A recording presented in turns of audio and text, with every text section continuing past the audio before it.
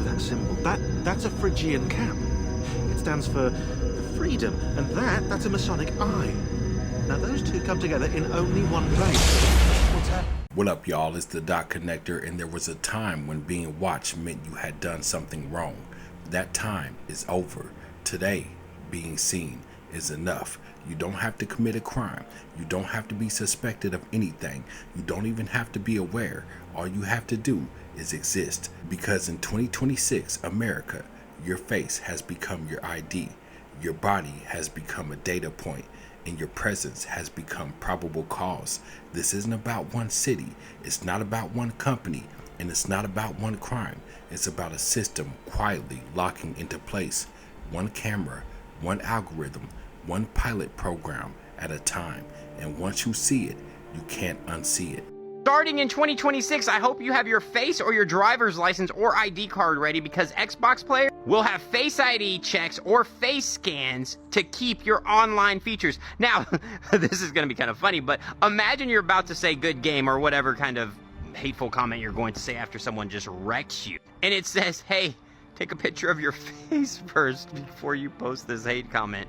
Yeah, you guys are not gonna like that. It's actually bad news all around, because once one company does it, all the companies start doing it. It's like the laws in, US Today, 18 plus websites, all requiring all that as well. Now, video games, which, if it's 18 plus, GTA 6, they're all going to have that. That means that we're not going to be able to play a lot of games. And if Xbox does it, that means PlayStation will soon be quickly behind. And this is actually, you can say, oh, it's not happening. It's already happening in the UK. It's coming to the USA as well. And it's something that you're just going to do, because I will willingly, I never put GG or pretty much anything. So it doesn't apply to me. Probably applies to you.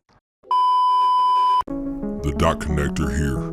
The transmission is unstable, but we're holding the line. Stay tuned. The final piece is about to be revealed. Family, in a world where truth has become dangerous, every voice that speaks it becomes a target. They tried to silence this channel once, and while we made it through that storm, the truth is, we're still being watched. Every word, every frame, every truth we uncover makes us a bigger target. Your support has carried us through the darkest moments, and now, as we dive deeper into the agendas they don't want exposed, your help is more important than ever. If you value the mission, if these videos have opened your eyes, consider supporting the channel by using the donation links in the description. Every single gift, large or small, fuels the resistance against the digital lies of big tech and the spiritual wickedness in high places. Thank you for your love, support, and for walking this narrow path with me. My name is Devin Worlds, and we are the Dot Connectors. Welcome back. You survived the blackout. The greatest show in the universe continues, and we are the Dot Connectors. For decades, police investigations followed a basic principle. A crime happens, evidence is collected, a suspect is identified. That process is now being inverted.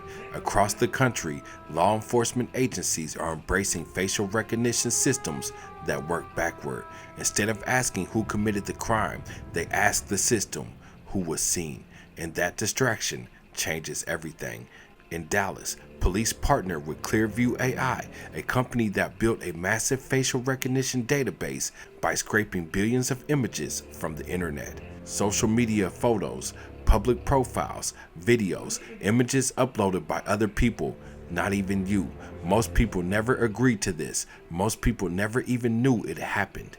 And yet, their faces are already there. Originally, the technology was framed as a last resort, something reserved for the most extreme cases, murders, kidnappings, imminent threats. Now, Dallas police want to expand its use to trespassing, theft, and minor offenses. That means everyday encounters, blurry footage, partial angles, low quality images can now be run through a system to identify anyone, not just criminals, anyone. Damn, it's Clear crazy. AI scrapped 30 billion images from Facebook and other social media sites and gave them to cops. Oh my God. Yeah, Puts the them into a background stuff. perpetual police lineup. Oh, so no more of So that. They're not in the AI system. They're not in the system. Look at that. 30 billion images from Facebook and social media sites and What? gave them to police. So now they have your name and your face. So if you have a fake ID, if you get pulled over, they know exactly who you are. And they can run that through some fucking computer that has a database. Of Looks like everything all that was a your big thing social when- media, everything you've ever done. Dallas police are ready to launch a new facial recognition tool that they say will help them identify suspects in all kinds of crimes. So here's how it works. Software from a company called Clearview AI can take surveillance video of a crime and then try to find the perpetrator's face in its database. A database it built by scrapping billions of photos posted online, including social media accounts. Now, when it thinks it has a match, DPD says at least 2 human officers will review it.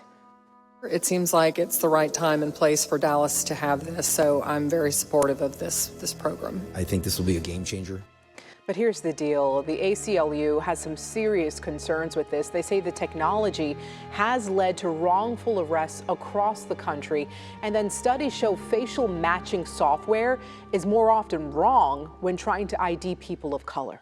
Even with the best policies in place, you just can't eliminate the chance, the very real chance, that innocent people will end up arrested or otherwise scrutinized. This is merely a lead in a criminal investigation. This is not an affirmative 100%, that's the individual and we're going to go issue an arrest warrant.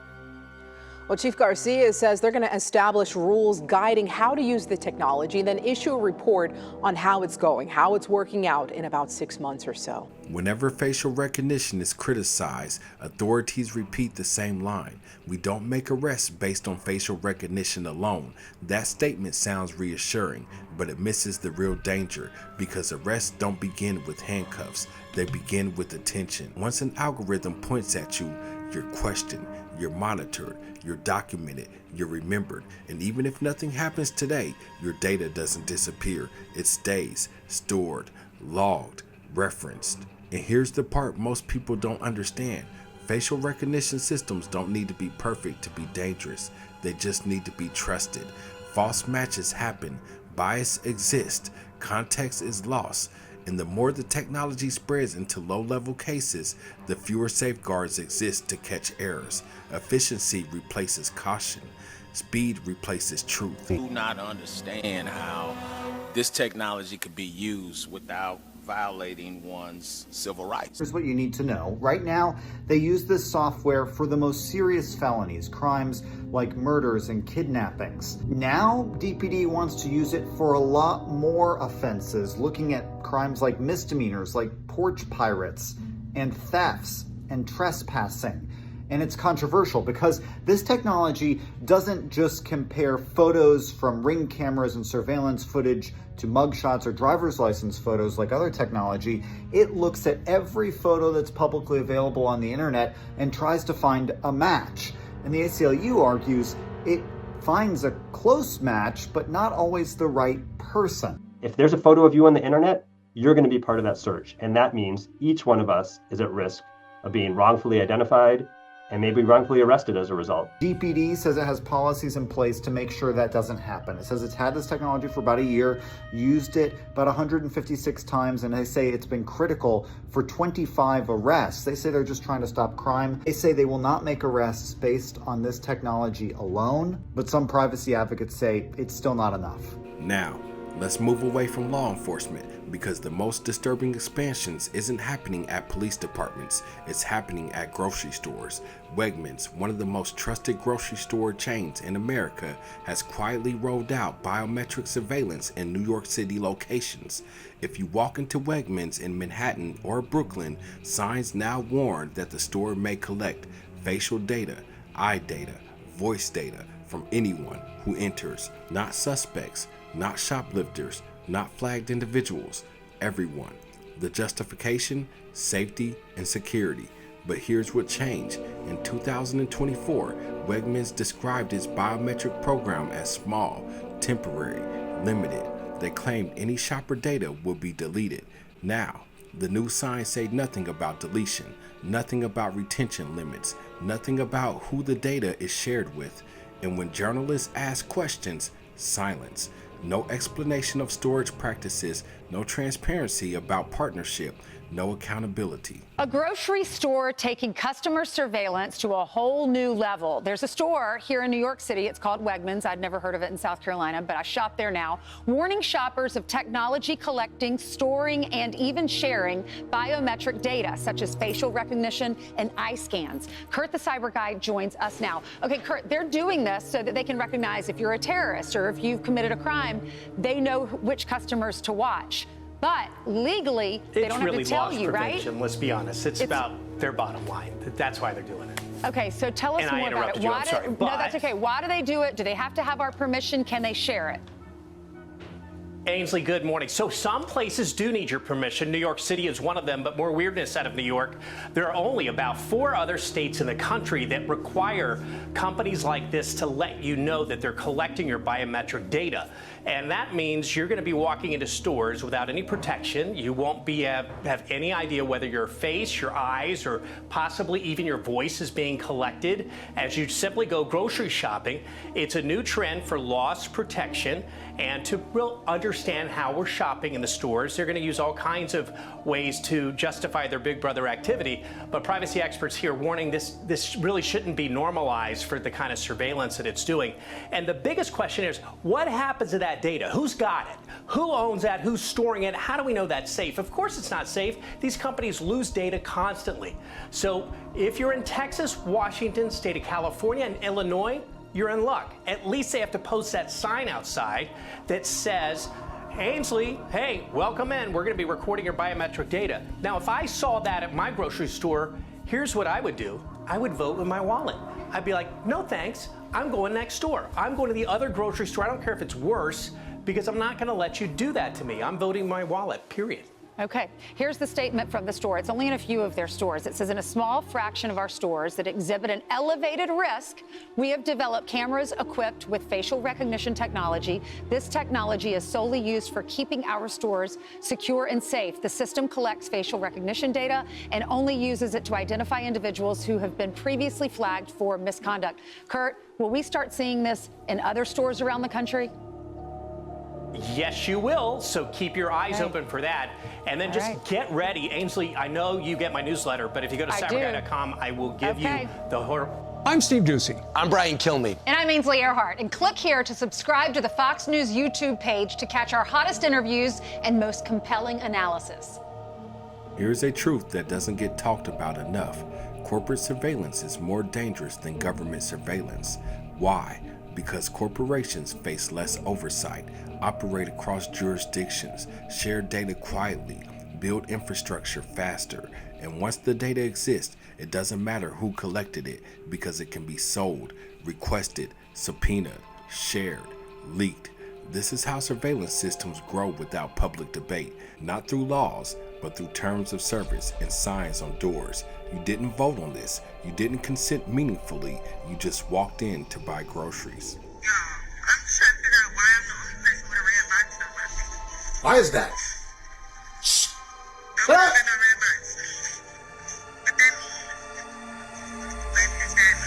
What does that mean? That's a good question. Because she was the only one in that store with the red box around her head. Now, people saying that means that you stole before and they're watching you. That's what they said. I wouldn't know. I wasn't there. I don't run the security system. But why was that red box around her head? Stop playing with me, son. This video is for entertainment purposes only. I don't know what the hell is going on over there at that store, and you know what store I'm talking about. But guess what? I don't know. Something's up.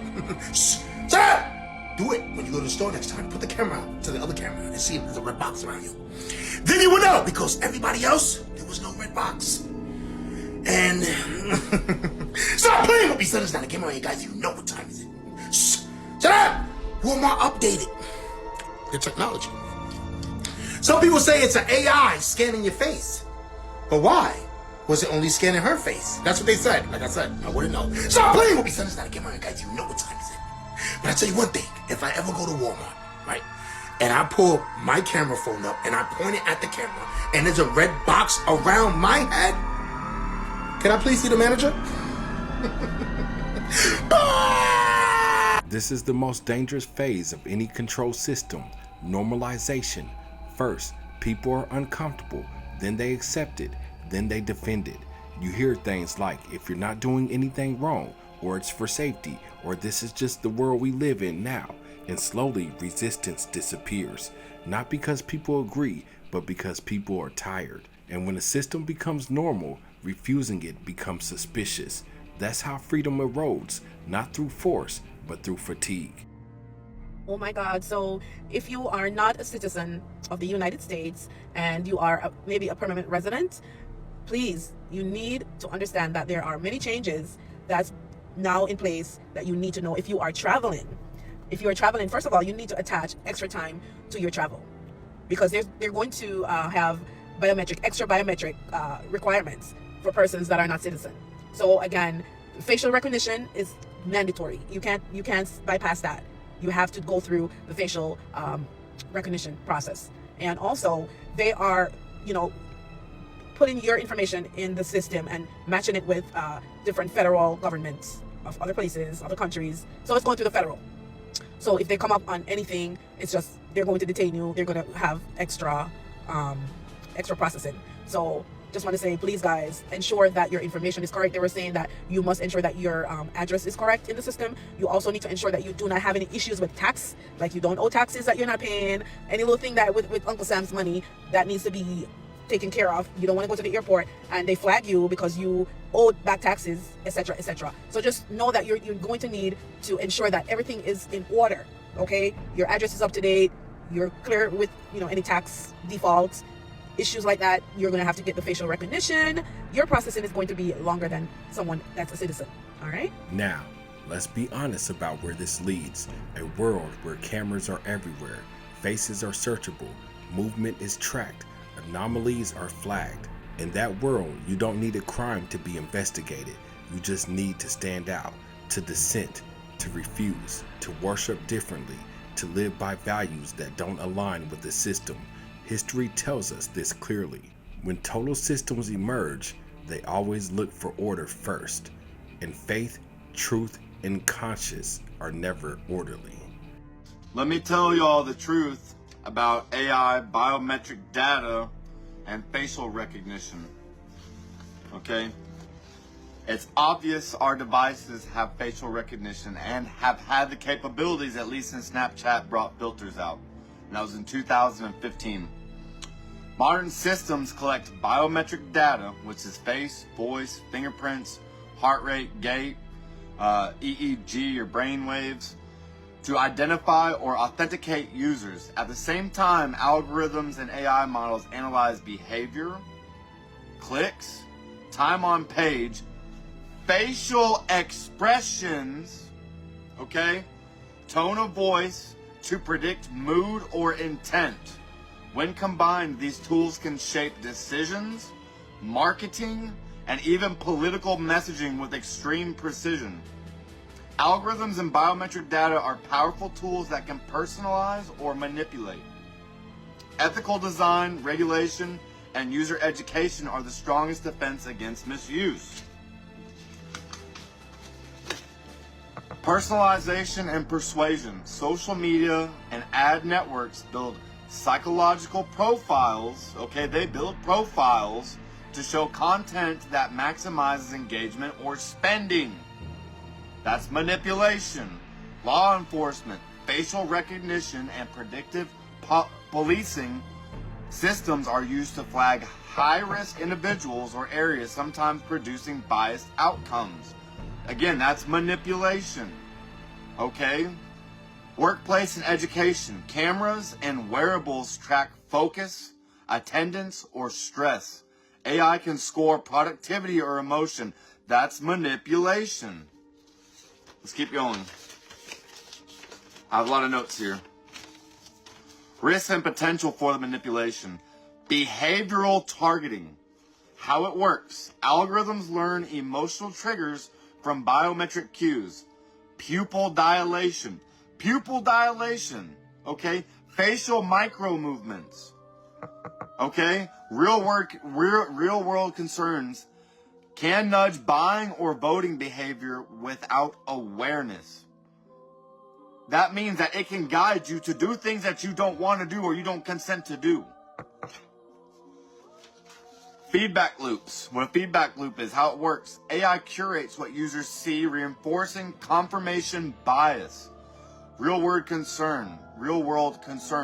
Polarization, addiction, misinformation spread, manipulation, mass surveillance.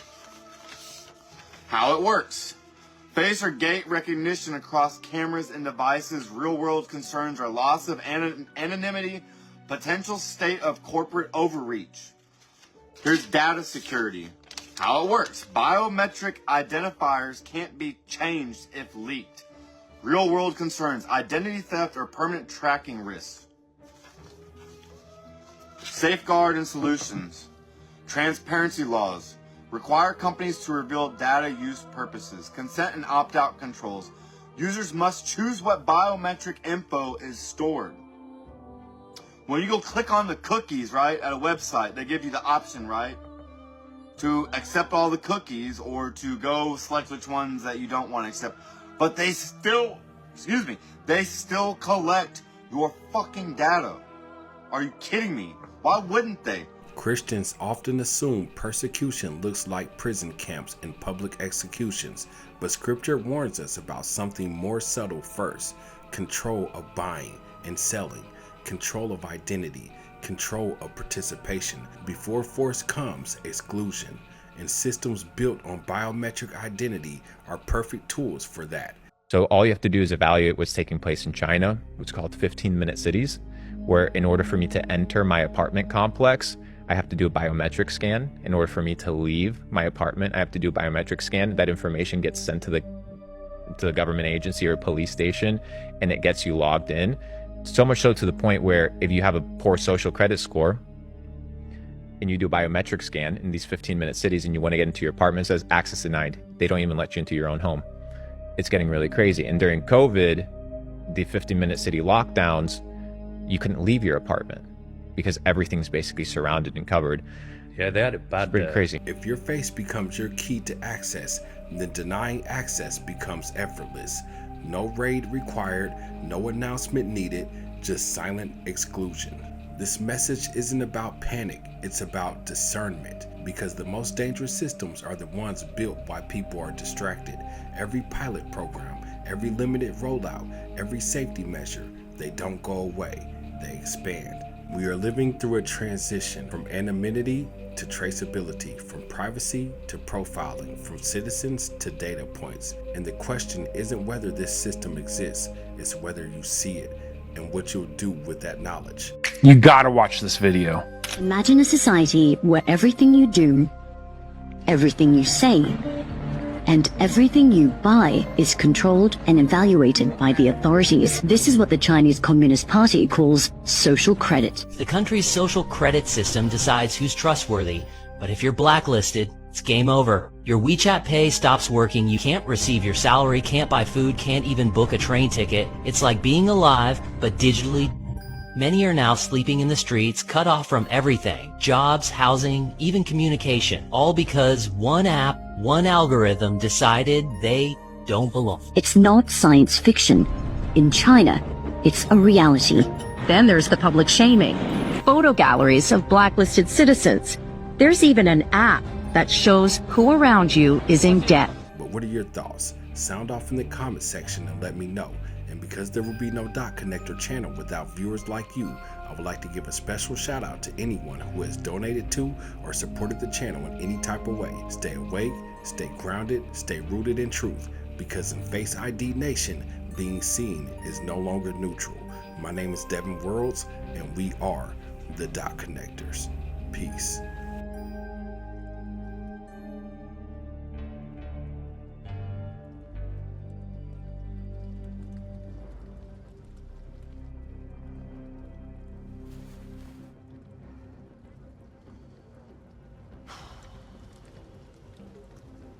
It's gone.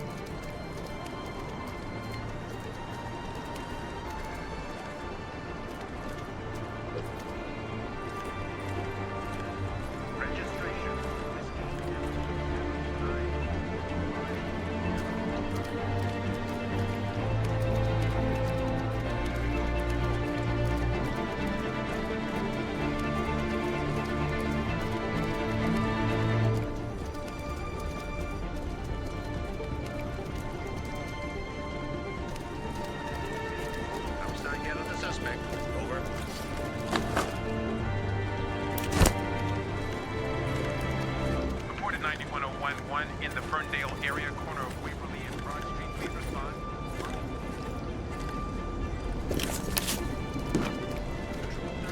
What's your status on the scene?